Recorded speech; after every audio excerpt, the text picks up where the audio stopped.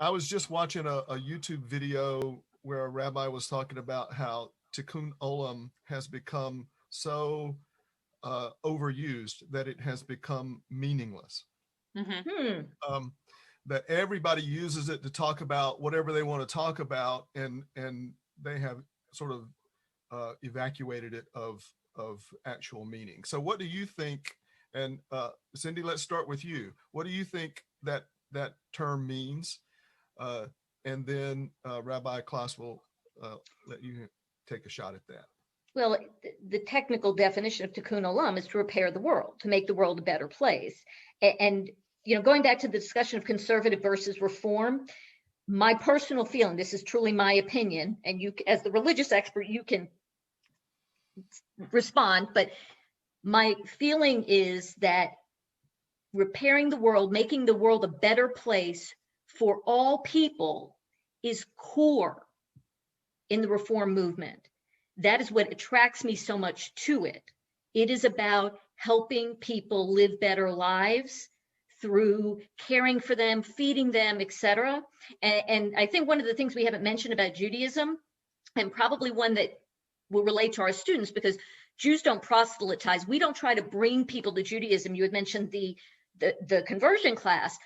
You got to work really hard to convert to Judaism.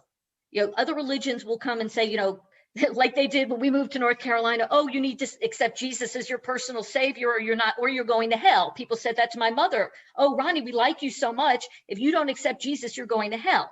We don't do that. You have to work really hard.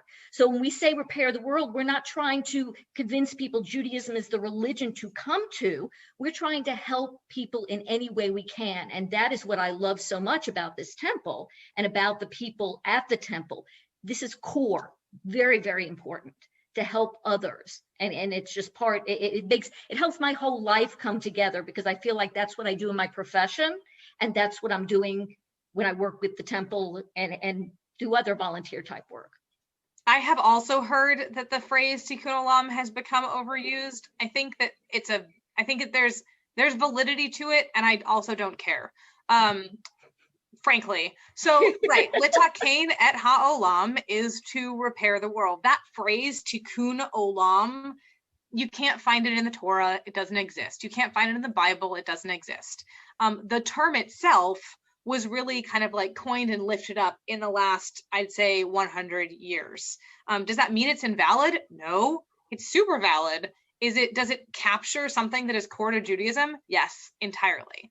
So my favorite understanding of tikkun olam, or what I love, I guess like what I love about the concept of tikkun olam, is that it acknowledges that the world is broken in the first place, and that we are in partnership with God to repair it.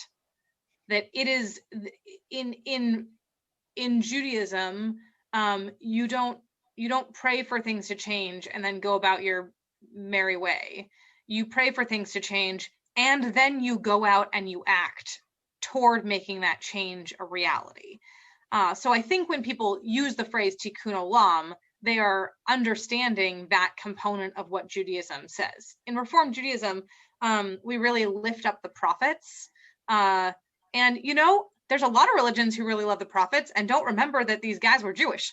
But turns out Isaiah and Ezekiel and Amos and all these folks were just like angry Jews who really wanted people to like behave better.